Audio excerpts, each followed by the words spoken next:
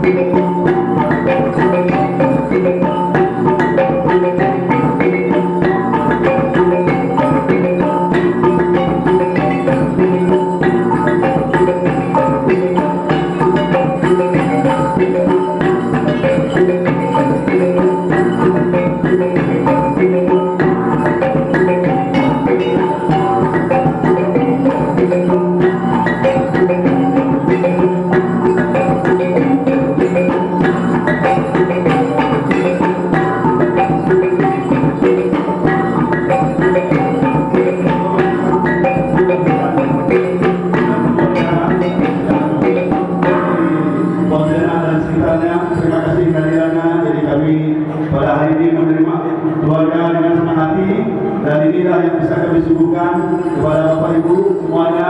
Sekali lagi terima kasih dan selamat datang ke tempat kami.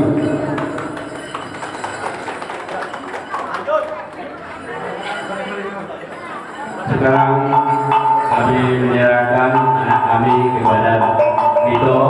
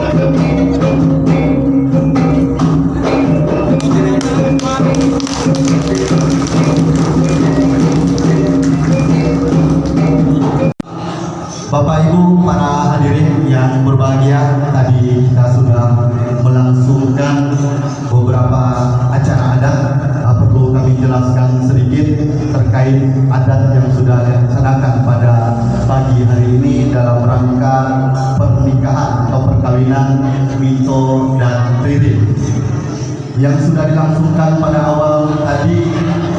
Ada adat Amin Bini menurut suku Dayak Iban Sebaru dan adat Betuncong menurut adat Dayak Jangka. Itu maksudnya adalah menjemput mempelai perempuan oleh keluarga pihak lelaki untuk dibawa menuju kediaman mempelai lelaki. Kemudian tadi rombongan juga diiringi dengan tari-tarian untuk memasuki tempat acara.